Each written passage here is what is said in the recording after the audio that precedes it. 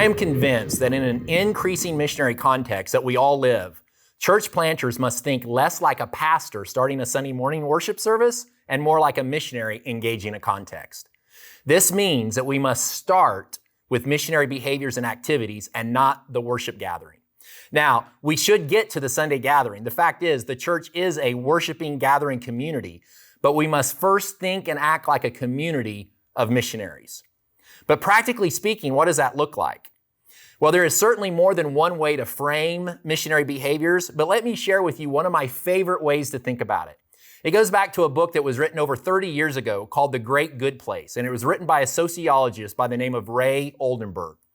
Now, while the book is primarily about the demise of informal public places in our neighborhoods and communities, Oldenburg coins a little phrase in that book that I remember the very first time reading through the book, I thought to myself, that would be a great way to frame missionality, or a great way to frame what it would mean or look like to live out a missionary lifestyle.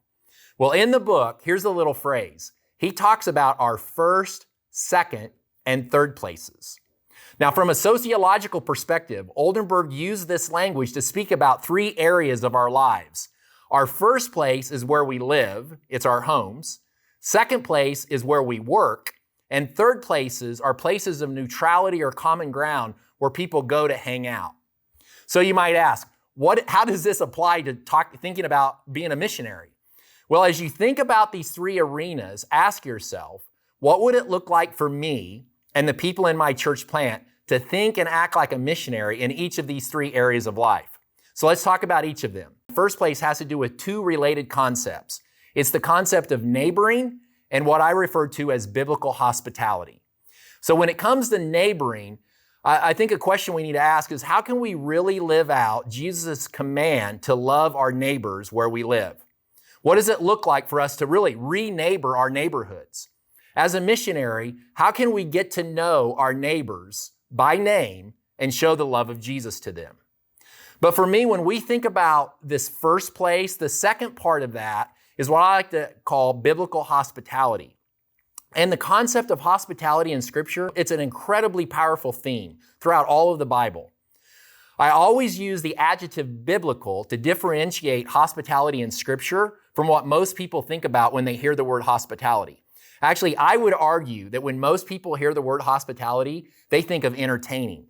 In other words, they think about entertaining family and friends in their homes. There wasn't anything wrong with entertaining, but that isn't biblical hospitality.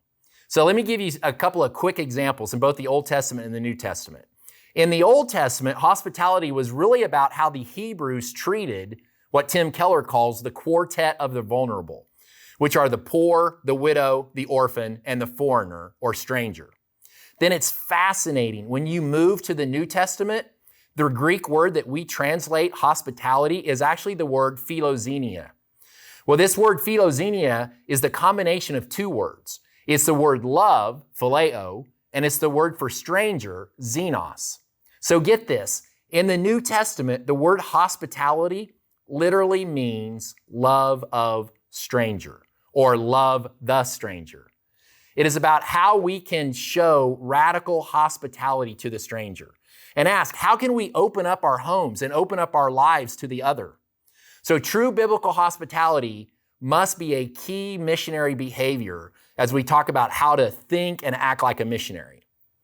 Well, that's the first place. When it comes to thinking about our second places, I think we first need to rethink work in general. In other words, we need to help kind of blow up what I call the sacred-secular divide. And it's really the way many people think about their work. We need to help people in our congregations understand that all work matters. Help them see that regardless of what God's called them to do in the marketplace, they are in ministry. Then I think we need to assist them in seeing how they can be a great neighbor in their workplace. So similar to loving our neighbors in our neighborhoods, we can ask, what does it look like for me to get to know the people I work with? And then how can I show the love of Jesus to them? Then finally, third places, I like to say, because more and more people are less and less interested in the programs and activities of the church, we need to discover other places to connect with people relationally. And I am absolutely convinced The single best place to do that today is in third places. These informal public places like the cafe or coffee shop or fitness center or barber shop or community center, really any social space where people go to know and be known by others, they create incredible opportunities for us to think and act like missionaries. So, practically speaking then, what does that look like? How do we do that regarding third places? Well, I think there are at least two things we must do. We need to identify and we need to incarnate. First, we need to identify where are these third places in our neighborhoods and communities. I encourage individuals all the time to actually map out your neighborhood and identify on a map where are these third places where you can connect with people relationally in relationship to where you live. Then secondly, I think we need to incarnate into those places. In other words, we need to become a regular.